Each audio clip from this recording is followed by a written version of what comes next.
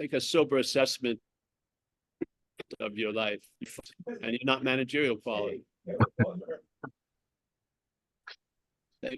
And then the great news is that which is fun and managerial quality is not you, but trying to avoid your managerial quality, trying to avoid that you're not screwed. Big screw, yes. It's a sort of a dilemma, but there's a solution to it. If that which you feel you're running away from, that shadow, let it catch up to you. Let it be exactly what it has always been implying or been implying from its pursuit, which is it's you. Let it sit there, and then immediately it shows it's not you. But while we're making it you, it's more you than ever. Yeah, this is, and I have seen this in my own life. I saw that the action figure strategy was to avoid a lot of shit, put a lot of shit off. If my right arm was bleeding, just look left all day, these type of things. And there was a lot of things I was afraid I really was, and I did not want to know that. Yeah, parasitical type, selfish, self-centered. So there's an avoidance of that because I believed it was reality. And then I got over, and a lot of shit that I had seemed to be avoiding and feeling like a success, and all this stuff that I was super afraid of because I thought it would kill me if I was bad, or if I'm a fraud, that's intolerable and shit like that. It all did, and I let it be as real can be, and it showed itself to be unreal. Yeah. Now that's a way that you can arrive at where you already are. When you're trying to avoid, let it catch up to you, and when it catches up to you, and it's a moment that was always vaguely threatening to be the final moment, your death, you realize you don't die at all. You lose interest in that. That's a great body. Yeah, I think it's one of the better ways to go. If you could just see, yeah, I'm not managerial quality. And when you recognize what's managing all day, you see it's not you. That's all. Just like we had it the other day, someone shared, and they shared about, all right, you see all this stuff, and there's a subtle order in there that you're going to stop doing that stuff. But this is not about after you see it, you try to stop. No, after you see it is not you. And then the interest of wanting to stop change to get better or more efficient or more successful, you lose interest in that. You lose interest in it. So the knowledge doesn't be turned into self-knowledge, which is going to avail us nothing. It stays knowledge of self. So you see this shit that's been super afraid is not you. It doesn't mean you have to do a courageous act every second or every day. There's just a seeing of it as not you, and then something changes. Yeah. Now, I believe the bondage was not really with what was bothering me. I felt knowing it would be worse. Yeah. So whatever was bothering me, it seemed to be better just to fucking deny it, avoid it, don't deal with it, because I felt if I really knew it, it would be worse. But in this case, because what we're talking about, what we're discovering is not us. Yeah. It neuters that whole little like explosion that always had me in a forbidden, do not go there, because if you go there, yeah. And I realized years and years, I felt like a fraud out of the fear that I was a fraud. When I lost the fear of being a fraud and seeing everything, all of us as an us are fraudulent to begin with. Yes. We're false evidence appearing real. Yeah. There was a relief. And then all that trying to avoid and put off or deny, it's like that statement. What is it you know that you don't want to know? A lot of people call me up and they have a topic, let's say relationship. And what they know is this person and them don't go well. But they don't want to know that because they like a lot of stuff. Maybe she's richer than they were. Maybe now you drive a BMW instead of the Pinto. And there's a lot of things that you don't want to lose. So you want to avoid because you don't feel you're going to be taken care of. there's a fear, underlying fear. So I've got to grab this hand because I'm probably never going to get another better hand. This is insane. This is the head playing God. Yeah. So they come and they call you and they talk for hours and shit, and they go to different therapists. But why not just sit there? What is it you know that you don't want to know? And see what comes up. I should leave. There you go. Now we can talk, why aren't you? Which would be closer. Like, why aren't you leaving? Would be closer to see. And then if you see, well, that which doesn't want to leave isn't me, maybe not. It doesn't matter if you leave the relationship or not. You leave that. You leave the idea of you. Yeah. So the real value in the relationship and leaving or staying is really leaving the idea of you in the relationship. Yeah. There's the beauty of it. So that's where the world can turn over, and what you would think would be success is failure, and failure is great success. So I heard it the other day, yeah, describing what we're seemingly doing that's blocking us off from the sun and the light and the spirit. And then there's, okay, now I'm going to do different things, which is going to produce the opposite. It's going to open me up to the sunlight experience. This is not this message. The message is you're not that which is blocking off the sunlight spirit, or it believes it's blocked off from the sunlight spirit. You're not that. That's all it is. It's a negation of what's being presented. It's not a call to arms. It's not like, oh, I've got to do better. Nothing like that. It may play out that way, but the initial response, yeah, isn't that it's about you. It's about not you. That's the initial response. And I hope that's what satsang establishes in our lives. Instead of satsangs coming after and trying to be used as a soothing BALM for that which was the before, the satsang now has you before there, and you see what you're not. Before you immediately in the habit of taking it to be you, yeah, go into all your managing, the head's managing skills, you see it as not you. It changes the whole regime. It does. That which is playing God is hung out to dry. You see it. You see the emperor with no clothes.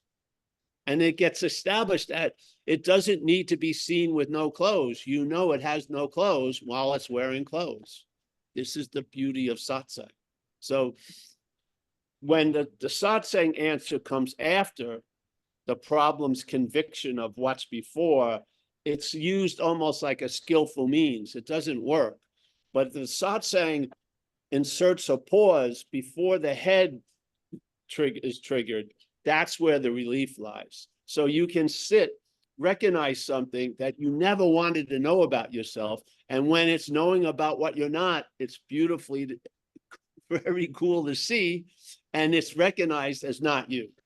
This is a totally different beginning that's going to lead to a lot of different ends. Yeah. It's a totally different beginning in time. In other words, what you are is the starting point. Like we said last week, instead of going with first there is the mountain, and everyone will just agree there's a mountain. And then for many of us, that mountain is doing shit that's causing us irritability, restlessness, discontent. We don't feel whole. We're not fulfilled or authentic. So, okay, what are we going to do? We know a lot of people climb the mountain, still didn't work. We got to get rid of the mountain. All right. So we do a lot of practices, and then there's an event. There is no mountain. Hallelujah. Incredible. But then the head kicks in, unbeknownst, because you believe it's you kicking in, but it's not. It's the head's kicking in. And the head goes, there is no mountain. And then bammo, that's the mountain. So you get stuck with only having to deal with mountains, or avoid mountains, or blow mountains up. But if you started at first, there is no mountain. Yeah. And then there's a mountain. But the underlying knowledge is there is no mountain. This is the knowledge of I am, in a sense. Before there is a mountain, there's I am. Yeah. And therefore every mountain is an appearance in an I am. Yeah. It is, yeah, there is no mountain. So there is no mountain. All right, there's a mountain. Now you try to do what you used to do, the action figure, to try to get out of it. And yet in this case, it fails, and you're not, whip for the failure, it's a hallelujah when it fails. And you realize there is no mountain. That's why I can't remove the mountain. It's me that's the mountain playing. Yeah, that I am going to move the mountain. That's the mountain.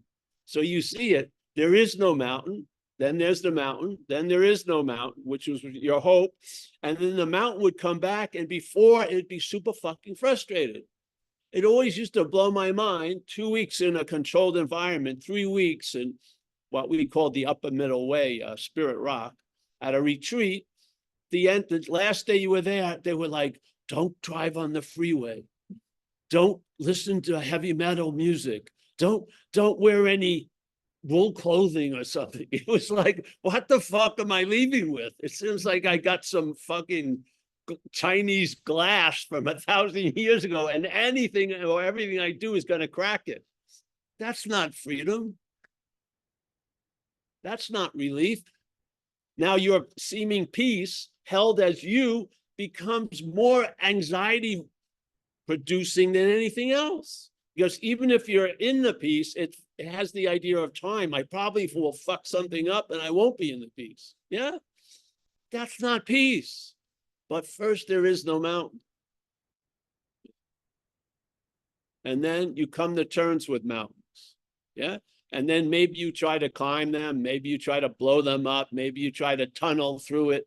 Maybe you did a lot of things. Or maybe you listened to people that said they've done that and you followed them and shit. And then you realized, Jesus Christ, the great joy of there is no mountain, probably in a very controlled environment. I don't hear a lot of enlightenment situations happening in Newark, New Jersey, or Hoboken. It's all in a waterfall in Bali or a 5,000-year-old temple in Tibet. No, yeah. So this case, these things finally are the greatest values of all, because they tell you why it failed isn't because of you, it's because of you. Yeah. And you're not that you. Hallelujah. Hallelujah. Hallelujah. Finally, your greatest success and the long run, it's a long running show of success is built on failure.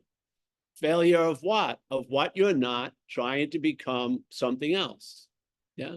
It's failure to ever arrive at where it already is. It's failure as a seeker to not make the sort somewhere else at another time. Yeah. As soon as the seeker appears, distance and time is given to the sort.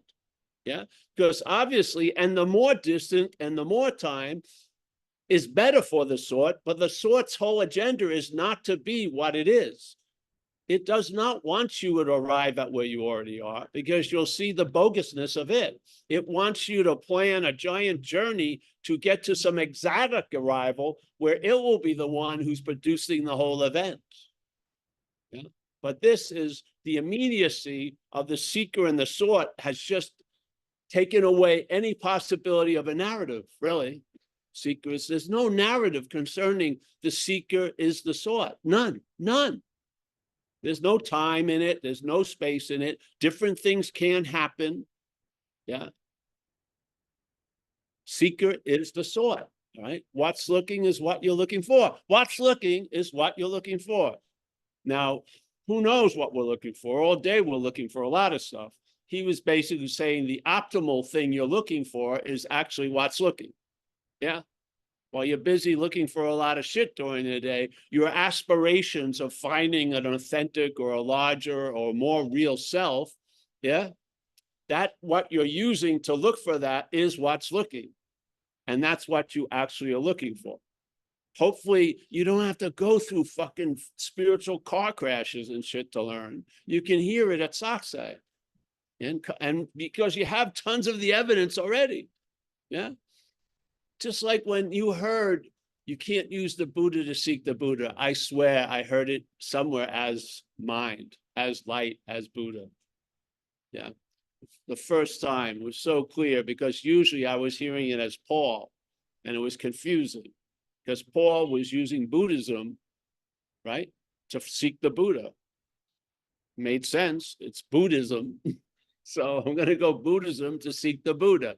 If I wanted to seek Christ, it would have been Christianity, not how it is now, but maybe old call of Christianity would be that. Yes? Christ mind, Christianity, Buddha, Buddhism. Yes, okay. But when I heard it, you can't use the Buddha to seek the Buddha. What a freaking relief. Saying that was actually what was happening. Now, the narration was it was Paul practicing them to get some attributes of the Buddha. That was the narrative, but the fact was it was the Buddha looking for the Buddha. If the seeker is the sort, yeah,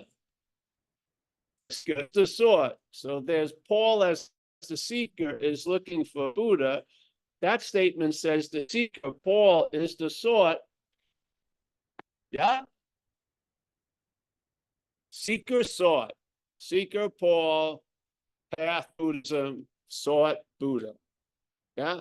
Then I run into the statement, the seeker is the sought. Wait a minute. Seeker, Paul, is sought, which is Buddha.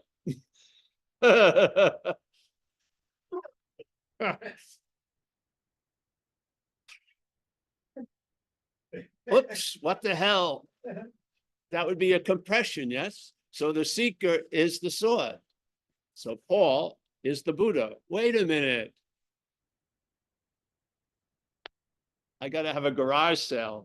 Sell the books, sell those cushions, sell those. Oh, she's a guy. Hopefully, I can get maybe I can change my flight for that cold cave in Tibet to Hawaii. Change it. I'd rather go swimming. So this is the beauty of the message. You can, if you keep hearing it, you're going to hear it in a certain way. That's going to be like a key, and it will open something that was never closed.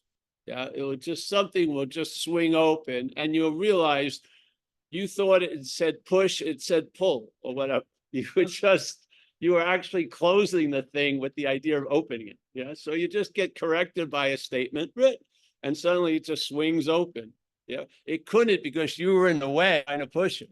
When you get dropped back, it swings open like it could have always. And there you go, the gateless gate, the open secret. No secret Kabbalistic equation, nothing. Open secret, open. In other words, a secret if it's open, obviously. How can you be a gate if it's gateless? Obviously.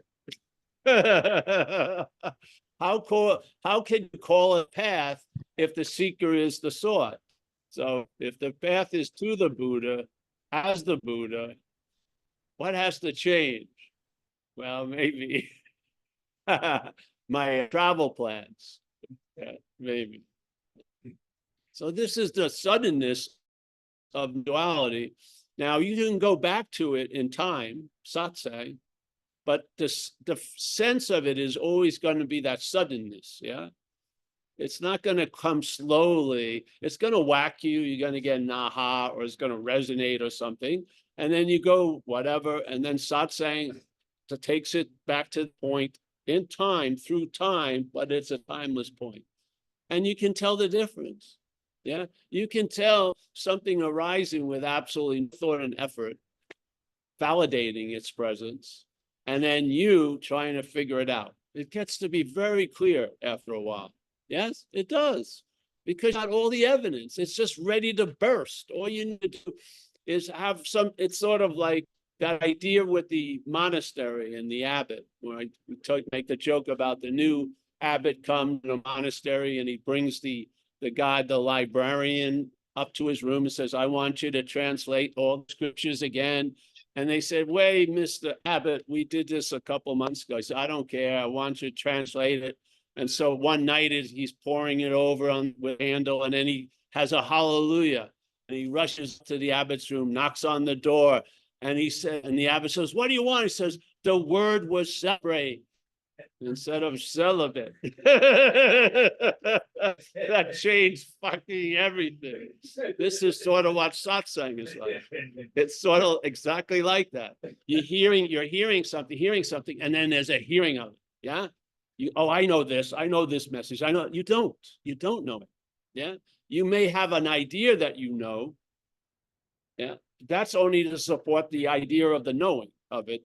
Yeah. Which is you. Yeah. This is new. It always is. And so you go to satsang, and then you've heard it one way, and suddenly the emphasis is on the third syllable instead of the first syllable. And where you're at that moment, that was the key. Bammo. Yeah. You finally get the seeker is the sword, like that poor friend that thought it was sword, I was saying, for 8 years. SWORD, and he's really pondering over it. The seeker is the sword. Why isn't it the gun or fucking the machete or shit? The seeker is the sword. No, sword. SOUGHT. Once he was explained, it made it, he could drop the whole fucking thing. It was just a misreading of one syllable, let's say. It's just the way it goes. So this is what happens. You see something like this, and one day you see it going the other way. Explains everything. Yeah, that's all. Because you're the everything. Well, you don't need a lot of knowledge. A little goes a long way if it triggers that unsuspected resource, and that knowledge of, like, talk about knowing you have a place to live where you work, and no matter how long you work or how you go to work, it doesn't convince you that you don't have a place to live. You're sure you have a place to live. It's not a knowledge you've just acquired something. It's there.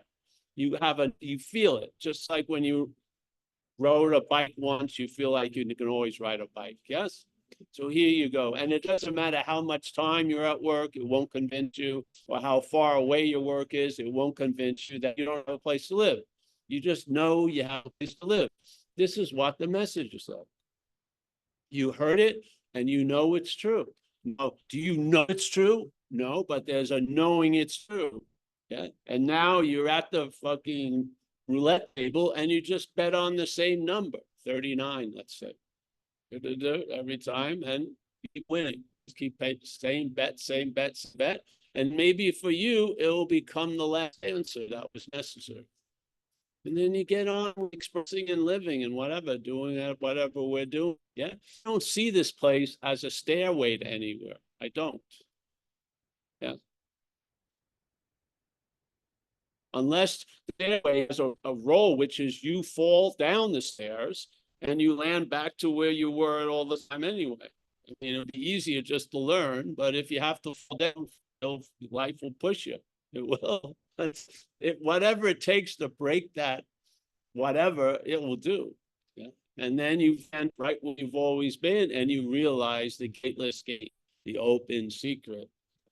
And you watch like the sky, and attention interest just migrates, just leaves a lot of shit. And now it pollinates different flowers and different topics and stuff. Yeah? And you get enriched by it today. You know, instead of having it constantly enslaving you to today, hoping that another day is going to be greater and better. You're not buying that fucking delay, a layaway plan anymore. You're not. You're just here, and you're present and available. And what's usually you're present and available to comes and goes and is forgotten, but the presence and the availability isn't. Yeah. The presence and the availability isn't forgotten. It's the space that allows everything to come and go. And a lot of shit comes and goes. Yeah. Yet it has to go through its transferal through that attention and interest. We are reality. Yeah. That's giving meaning to things. Yeah. So if you can sense the meaning that's been given to this body as being the existing thing, yeah, the one who's conscious, the one who's doing, the one who's feeling, you'll see that's the basis of all false evidence that appears real. the head produces and presents a lot of false evidence, but it's presenting false evidence to false evidence. Yeah. And false evidence through vanity and endearment and attention and being the center of things can fall for that swoon. So now you're living as false evidence, seemingly appearing real, and therefore you're taking in a lot of false evidence that supports that, and it appears real. And there's a cherishing of it. You're not the cherishing of it, but the cherishing of it, of this little mechanism or this manufacture of Paul. And hopefully you get to a point through whatever hard knocks or anything that there's a certain shift, there's disinterest in this cherishing of Paul, and now your cherishing gets fucking distributed in a much larger spectrum. Yes, and cherish beautiful moments, not to keep them to last, but the beauty that they show up and go. There's a cactus we have at the house. We've been there 5 years, 6 years. It's only bloomed twice, and it only lasts a day, and it's huge. It's a huge fucking flower. You would think it was going to stay around for a while. The production and the waiting for it for 4 years, you'd think it would just be there for a couple of months. One day, and then day it collapses. Doesn't come back. 3 years later, came back one day. You could have missed it. Yeah. And yet, what a beautiful, incredible. It has a little jelly you can take out and spread. Yeah, so a food of the gods, so to speak. And yet it's gone in a day, it shrivels up. I think that it would be like wasted in this world of progressing and getting farther ahead and lasting longer. But it's just a beautiful event that if you're lucky enough to be present and available, you're going to have the joy of sitting in the front row and watching things happen. Yeah. I mean, that's fucking enriching, you know? So you have a rich life and there's contentment and satisfaction. You're not believing that your role is to be a chariot of the gods. It's just an expression and observation point. And that which is talking cannot get through the ceiling of the program. It runs into a limit. It does. Like its voice can't carry that long. It can't throw its voice that far. It's limited. Yeah. Yet the space of our presence and availability isn't. Yeah. Yeah. So.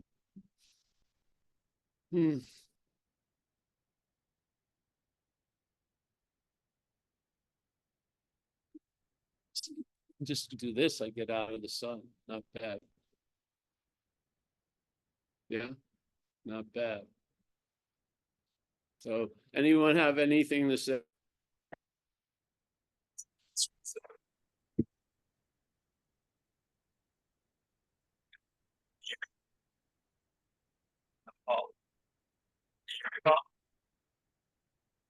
Yes. I've been muted the whole time. Nice.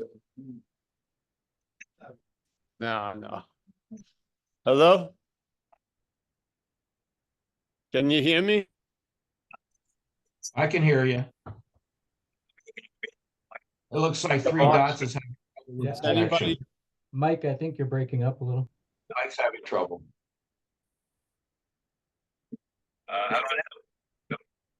I can't hear you. Yeah, your audio is breaking up. My audio? No, sorry, Mike's audio. Michael's. Oh, Mike's. all right, so no one's a question? Hallelujah. We're entering the phase of saying goodbye. Raise those hands. Yeah. Mike from Mexico, you got my message, Mike. I did, Paul. Yes? Thanks. Yeah. Good. I did. Good. Yeah. Thank I'm gonna put my. I don't know what it's in the bait stage. You're very quiet, Michael. Maybe turn off your video. No, I Or have maybe an intermittent problem. Okay. But can you hear me now? Yes. Oh, okay. Hey, Paul, there was a question right off the bat, though, at the beginning of right after the hour. So do you want to give him a chance to withdraw his question, or do you want me to read it? I'll just read it. Yeah. Okay. And is the natural state of self to want to get out of self as opposed to ending the illusion? It appears that self keeps wanting to be managerial quantity. Hold on a second. Hold on. And it's not a natural state. Yeah. There is no self. Yeah. Well, we actually had Natural state. we had a little back and forth because he also capitalized self, and I asked him, and he clarified, no, I meant small s the way you use it. So, yeah, that's why he might have wanted to withdraw it. I don't know. But you want me to read it through anyway? Or no? Yes. Yeah. Okay. Is it the natural state of self to want to get out of self as opposed to ending the illusion? It appears that self keeps wanting to be managerial quality, even though it's proven that it's a shitty manager. Seems like this desire is just more self getting out of self. Yes. And the thing self can't get out of self, and self isn't going to trigger its own demise. It doesn't actually exist. It appears because of us. Yeah. Yeah. And the programming, I don't know. I'm not a great studier of everything, but to my own experience underneath that programming, I believe it's not AI, and I believe it has a lot of aberrations. And one of them is, dear self, get out of self. Self does not. That's just the way it goes. I don't think you can show your complete destruction of what your seemingly life look like. It's just gonna think, I got a man. Yeah. It just doesn't, it can't give up the ghost because it is seemingly a ghost. Yeah. Yeah. So I had the rude thing. I tried, and then again, I finally heard self can't get out of self. And then all of its failures by that attempt became incredibly valuable because I saw I wasn't that which was trying to get out of that. Yeah. And there was a loss of interest in getting out of self. Yeah, it's beautiful, really. And I swear, I've been trying to get out since I was 6 years old, a lot. Years ago, I realized the great wisdom of no escape begrudgingly. It's like, I'm not going to get out of an imaginary place as the imaginary appearance. That's the fool's gold that drives the whole appearance. Yeah. Is that somehow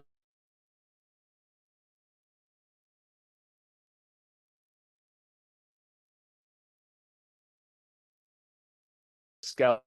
Is he breaking up, or is it mine?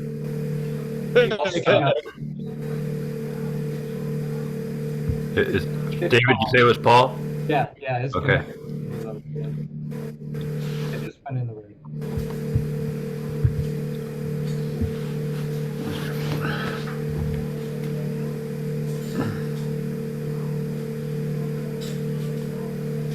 Someone else has large background noise going on. Yeah, it's kind of soothing. What? It's in your house. It sounds like there's a generator or something running in the back. That might be me playing around with my settings. It might be my fan. Let me. That's kind of soothing. Okay, I just put it on medium. Does that change it? Much better. Yeah. Okay, thanks. I'm gonna get me an external microphone. Paul.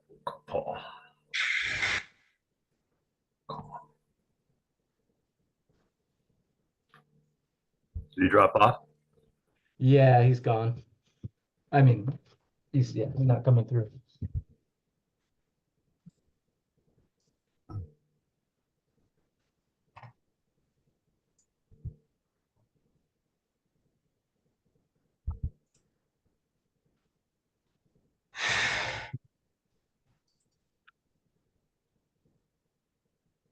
I don't see his video either. No.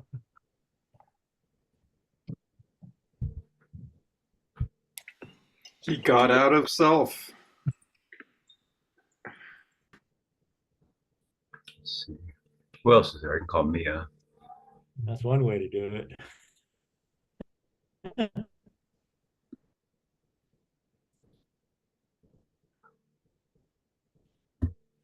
Do you want me to call Mia, Mike?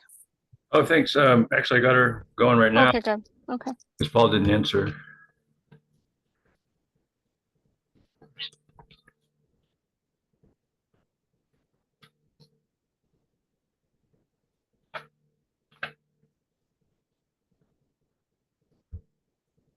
Great meeting today. Thank you for everybody showing up. I haven't been able to get on lately, so it's a treat. Thank you.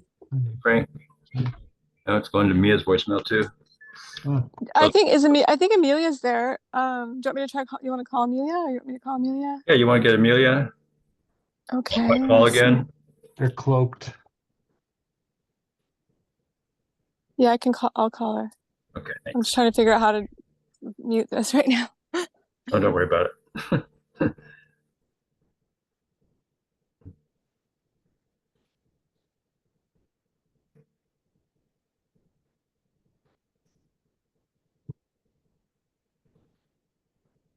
They've lost all cell phone and Wi-Fi connection. They're cloaked. They're under data cloak.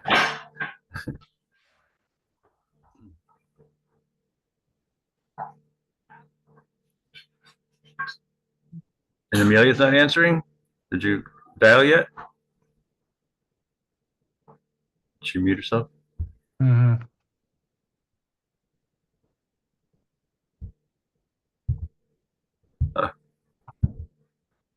Maybe she's talking to her.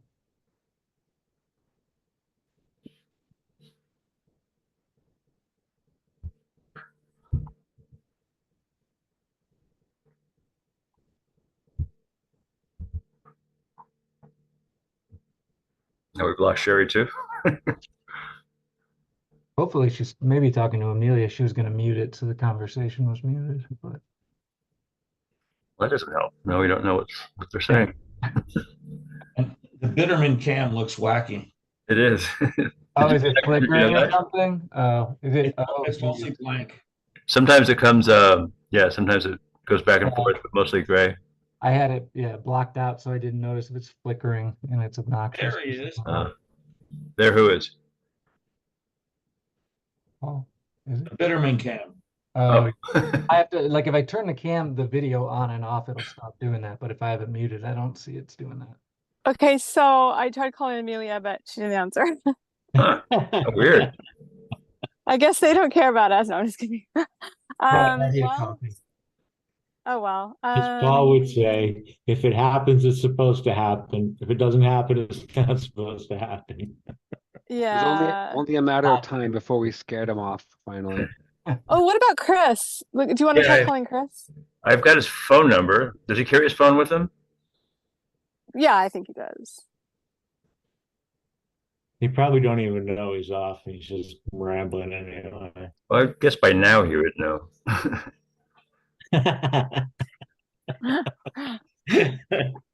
Like, having a coffee. Oh, I spent the last 10 minutes saying goodbye to everybody, but nobody's there. And his went straight to voicemail, which I don't think would be unusual for him. And there's Nor. Yeah, Nor's did probably he there. have his cell phone back? Because he had lost it. Oh, I don't know. Yeah. And I don't even know if he like carries it with him into the meetings. I texted Amelia as well. So Okay, that's a but good I don't point. know if she'll see it. So That's Sherry. oh well. Yeah, sure. Yeah, that's true. Yeah. Anybody else we know that's there? No. Mystery.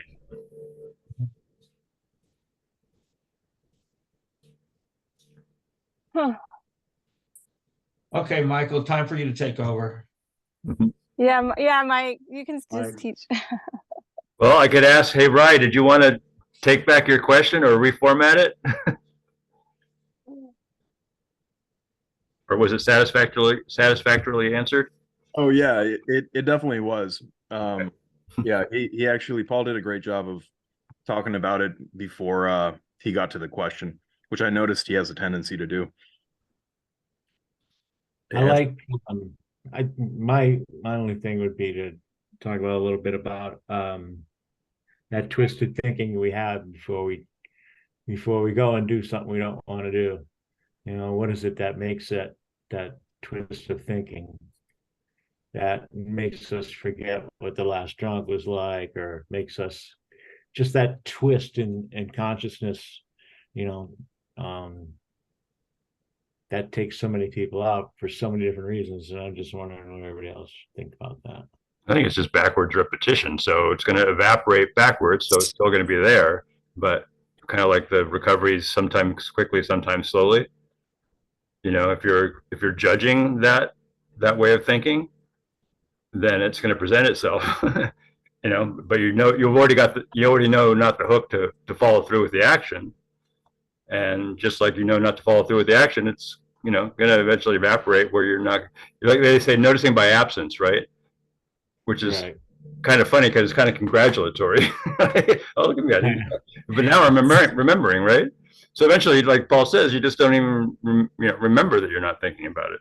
You don't have twisted thinking, but before then, you just it's noticing it, right? And you can appreciate at least that you're not acting on it. Right. I agree. Yeah, I haven't thought about that. I haven't drank since like 95. But I You want to wait a minute? No, move. I turned let's see. I met Paul probably in 2005, maybe 2004, 2005, maybe somewhere around there. So to find this meeting has been like a really super gift from me. Mm-hmm. Me too. Yeah. Life takes leaps and bounds when I'm tied in with this message in this group. Life just takes off. Like I can't even hold the wheel. I'm going so fast, It's fucking anyway. The opposite. Mine gets so quiet. I kind of wonder what's going on. Tree looks good. Mine never stops.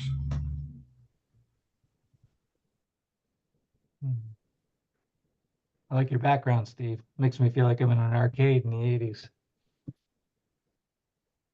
Yeah, there you go. It's fun.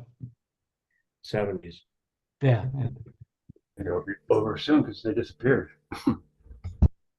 Hey, aloha, guys. My name's Christine. I'm pretty new to the group, and I just want to see if anybody can share on this. Is kind of where I'm at. What they know they don't want to know. Like, anybody have any experience with that? Because I already know, but I want to know what you know. Okay, I'll pass.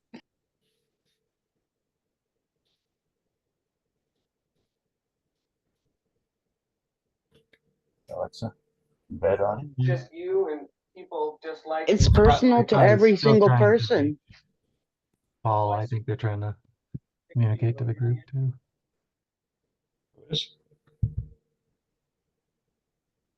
Anyway, I'm sorry. And Christine, your name's Christine? Yes.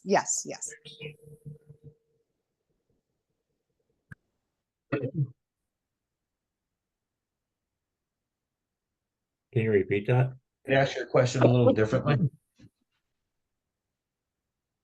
Just when Paul said, what did he say? Like, well, we know what we know, or kind of was, we know what we know, but we don't want to know, and I just wanted to see if anybody wanted to share what that experience is like, for them, and what that means to you as it pertains to non-duality. What do we know that we wish we didn't know? You know what? I did this thing called Landmark once, and they had this thing called "You don't know what you don't know what you don't know," and they had put a big circle on the board, and they said, everything there is to know in the world is in this square. How much of it do you think you know? Yeah, and it would be a very, very, very microscopic spot. So there's many, many things that we don't know. I'm always learning, and oh my God. Wow. I don't know if that helps you. I mean, I think that he is alluding to some sort of a denial at times when you know something, but you look in a different direction and don't see what, or there's no seeing of We don't see the what's consequences. there. Because You're not, there's not a seeing of what's actually there. So I think it has to do with non-duality in that way, because there's a seeing, but yeah, it's like there's denial of. He went off about 10, 15 minutes inconvenient ago. truths. But I think he's also, it seems like, pointing at those inconvenient truths, right? There's a denial because to the person they're inconvenient and trying to be pushed out. But I think he's also, if you're seeing that which is pushing it away, seeing that which is denying it, like that which has a fixed position, that you're not that too. And in that, if there's not that defense and repression, some of that stuff can maybe land because you're not there holding it, you know. But it's not like that's the Be goal, back. side effect. We back. Welcome Thanks, back, guys. Paul. Guys got to get unmuted. Unmute, Paul. Can you hear me? Unmute, Yeah, Paul. Okay, good. Unmute. How long ago did we leave? 10 minutes? 10 minutes. Wow. Maybe not quite. I don't know. Oh, this is one of the most beautiful talks. Wow. Amazing. Wow. It's You're hard cruel, Paul. You're cruel. It's hard to repeat it, but what we were talking about, I think I can capture it a little bit. We were talking about the myopic and the panoramic, and these are just, hold on a second, guys. We're going to try to do this. We're speaking about the panoramic and myopic because we left 10 minutes ago, and about the qualities of the myopic, which is sort of like a jealous type of system. And when you're available to that, you're not available to a lot of other stuff. Yeah, it's sort of like a guy or a woman who's jealous. They're following, yes, there's this strange little thing. So, but the natural condition is availability and presence, yeah, or awakeness. And here, it has a lot to do with how things look about what we're available to. So if we're available to the myopic, which is the self-centeredness, we're going to live in a place without much possibility. Yeah. And if the possibilities will be begrudgingly offered, they will be based on time. In other words, you're going to have to do some shit and hopefully hope this is going to happen, but it's not happening now. But it could happen if you do all this stuff. Yes. And so when you're looking through the myopic, you're not available. Mostly you're listening to the head. And then you get basically become a citizen of what's not happening in a lot of ways. So the head is basically rooted in the past and the future, and it's dwelling now in the past and the future. And if we're present and available to that, that's the effect. Yeah, it's just like when you look at faith, let's say availability, presence, faith is going to manifest here by the vehicle it's put in. So we have it in recovery where they say the problem resides in the mind, and therefore the thought system many of us are listening to is the vehicle of where the addiction takes us. Yeah, the thinking is what's leading us places. Yes. And so the thinking becomes the deliverer of the fucking toxic. Yeah. Yes, it goes on. And you're locked in because when you want to get out of it, you try to get out of it as it. So the system, all of its doors that say exit are entrances. So it doesn't give a shit how many prison breaks because it's not going to succeed. So it's pretty lax because it has you, because you're not relying on the system. You take yourselves to be the system. Yeah. And so now the panoramic doesn't have, that's not the same basis. It's built on the same basis, which is presence and availability. Yeah. But now when we're present and available to the panoramic, we see the myopic. We see all the smallness, but there's a recognition the smallness doesn't make me small. It's just smallness. It's just a story going on. And you as being the one the story's about has been negated, and therefore you can travel lighter through the stories. You don't waste much time changing the stories. You're going to have a story. You're going to have a seat assignment. Things are going to go on. And that which is living it out has a fucking very low ceiling. It's not transcending anywhere. The Toyota isn't going into the heaven of being a Rolls Royce. It's a Toyota. You ever see when they put a Rolls Royce fucking front on a Toyota? It's sort of like that. You know it's a Toyota. You're not fooled by the grill, so to speak. So this idea of being present and available, like here, we're present and available to satsang, and there's a loving presence that affects us. Yeah, because satsang is association with truth. That's what it implies, the words. Truth is sat and sang is association with or company. So we're spending our attention and our presence and our availability is given over to love and truth. Yeah. And therefore it produces different effects. Just like faith put into the head system produces a huge amount of anxiety that somehow remembers or reminds us of an underlying fear that we're not going to get what we want or lose what we have. And it plays that little underlying anxiety like a guitar with a lot of fucking electric guitar, long solos of fucking shit. Yeah. Yeah. So it's important what we're present and available to here. And this is getting to your t-shirt, which is not to. So when you tell the truth of what you've been present and available to, there's a negation of it by yelling out not to, like faith mind. Yeah. So in faith mind, it's not, don't freaking worry about the truth. Just stop cherishing your own opinions. You see? Exactly. Exactly. So now we're looking at the myopic from the panoramic. We're not looking from the myopic, making everything myopic. Yeah. We're looking at the myopic from the panoramic. And you've always been looking from somewhere at other things. You're not looking from those things. You're looking at those things.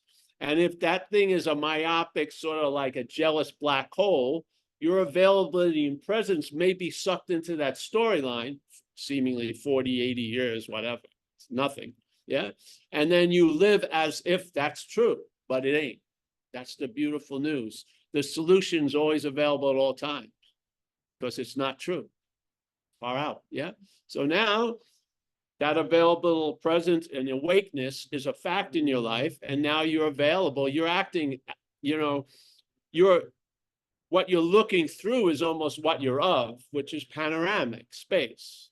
I want to call it emptiness. And so it sort of mirrors what you actually are as how you're seeing things. Pretty cool. Fits you a lot better than the myopic. Myopic is like a fucking dog thing, you know, too tough, the collar very tight with a big fucking leash. Yeah. Panoramic, but free range alcoholic, you know, he's just fucking doing whatever. Yeah. Yeah. Yeah. Free range alcoholic, just free range satsanger, whatever, something like that. And so, but the underlying basis of everything is availability and presence. And that's what we are. And here in this streaming, it does make a very important effect what you're available and present to. And some of the stuff we've been available and present to has us being present as what it's been telling us. Okay? This is the bondage of self. The system tells a whole story about being something, and we take ourselves to be that something. Yeah, yeah. There is freedom because you're not that. Yeah. Yeah. And you're awake and present and available. And after a while, the great joy is you're present and available to the presence and availability. You really are after a while, because you realize exactly what they say in Buddhism shit. Everything in one way. If you're looking for what you are in something else, you're going to be disappointed, because that something else isn't what you are, so to speak. And so now you see this place as not a place to get a lot of shit, store shopping and shit like that. You play it out, but it's a place to express the underlying condition. Yeah, it's pretty nice.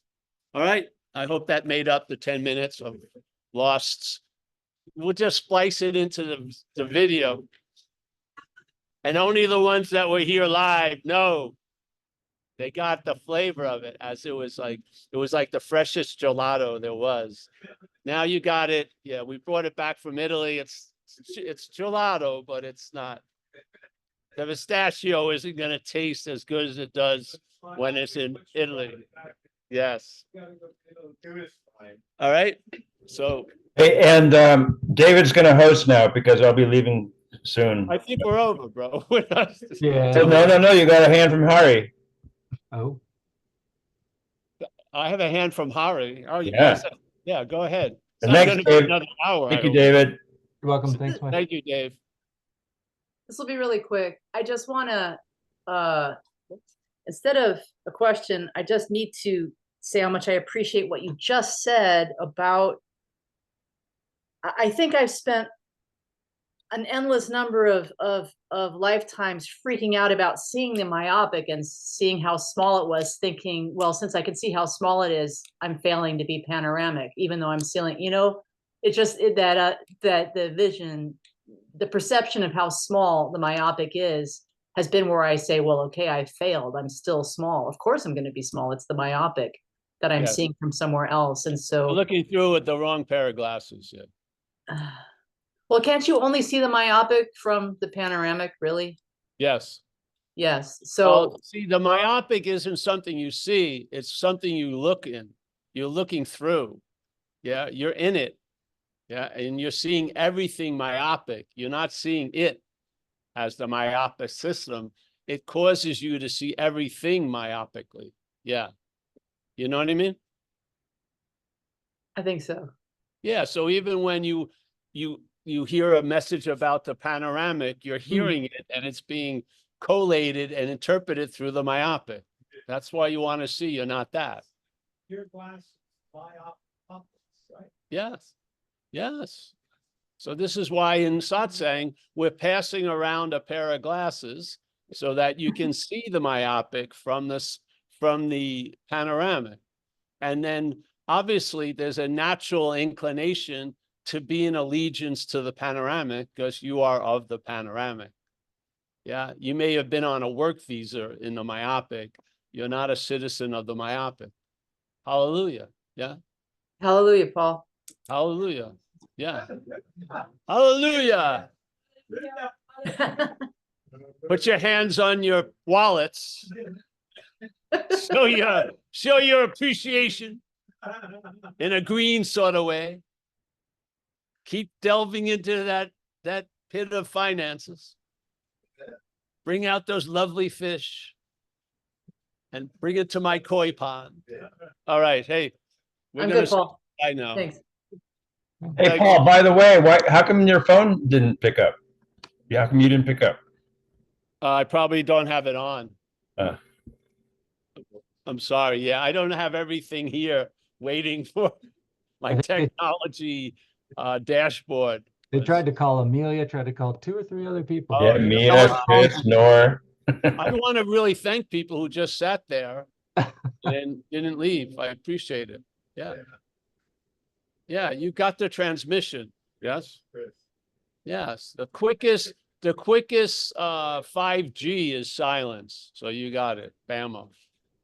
Yeah, and it was basically what we were just talking about. We were talking about the basis of there is the state of availability and presence, but in this dreaming, effects are produced by what we're available and present to. And some of us, the systems have caused us to take ourselves to be available as the system, which is not making us that present and available to other things. Yes? Because the system has a jealous sort of center to it anyway. Yeah. So the myopic will give you its understanding of the panoramic. It ain't going to give you a vision of the panoramic. You get that as a free sample. Yeah. It doesn't come from the myopic. Yes. The myopic would rather have you live as if you are the system while you're pursuing the panoramic. Yes. Don't you see it? It makes everything small. Yeah. So, yeah, I think we got that through. And I saw it with faith. The idea of faith, what it did, the faith that was in the thoughts that were playing in my head led me to some incredible bottoms, pitiful, incomprehensible demoralization, and then blamed me for getting there, and then beat me and ripped a whole new asshole there. It was relentless. And I could only see it must be a force that could allow that power to be wielded. It didn't come from the thoughts. It come to having faith that they were my thoughts and they were true. Yeah. And when I lost faith in those thoughts, there was relief and freedom. So to me, faith is like presence, like awakeness, like availability, like here. And this is our inherent nature. Yeah. Now you can visit systems, but the myopic system has you convinced you are the system. See, this is the dilemma. Yeah. So when you go in and out of different systems, you go in and out of it as the same one. You've been branded like from the myopic farm or ranch. Yeah. And so how are you going to know you can leave something if you take it to be you? You can't. The possibility of freedom is handcuffed then completely. I had it with the idea of recovery and the idea of self. The day I saw self as foreign to me was the day I could entertain being free from it. I couldn't. I was trying to be free as it. I could not, I could only see it in one way. I could not see, yeah, like I say, if you run into the mothership lands, make sure you walk around it because it could be the mother-in-law ship. Yeah. So, yes. So the thing is, if you don't have any possibilities, what's going to happen? You may adapt to something that's unadaptable to. Yeah. Because now you're arguing and debating all these different systems, but you're representing a system. It's not you. Yeah. It's a you, and it's manufactured and reinforced by the being attentive and present and available to the system. It makes you seem to be unavailable and unpresent in your life. But you're completely present and available to that which is talking to you as you. You're completely there. You're listening to it religiously. Yeah. So there's always availability and presence. It's what we're present and available to. All right. So I think I'm going to say goodbye and we're going to go, I hope. Yeah. Yep. I think that's good. All right, Dave. Thank you so much. And Hari, I'm going to try to see people. I can't see in this light. I can see Jacob up there. Hey, Paul. Good to see you again. Good to see you. Dennis W. Richard. We got Bitterman did a great job. Chris B. Matt from the UK. Nice to see you, Matt. Eric. Yeah. Platt, Rico, Cruz, Don O'Connor, Jack Pear. Ah, nice to see you, Jack Pear. Frank Tucson, got the mayonnaise jar. Holly, Christine and Kona, Peter Shantz, I think. Jeffrey B. Jatana. Nice to see you, Jatana. Sean, always smiling. Nice to see you, Sean. Lindy, Roman Mueller. I don't know if I can see any others. If I missed you, I'm sorry. I can't see that well in the light here on the Zoom. Oh, Dylan's. I hope it's my old friend Dylan. And if it's not, it's my new friend Dylan. Hey, everyone, thanks. John in Florida, everybody. Oh, Gary in Placerville. We got Sherry down in the desert. See you, everyone. Thanks for coming. We'll see you. The schedule's up on the website under the event page. I think it's going to go that way. Have a Merry Christmas, and I'll see you soon. Bye-bye. Thank you, Paul. Merry Bye. Christmas, Paul. Thank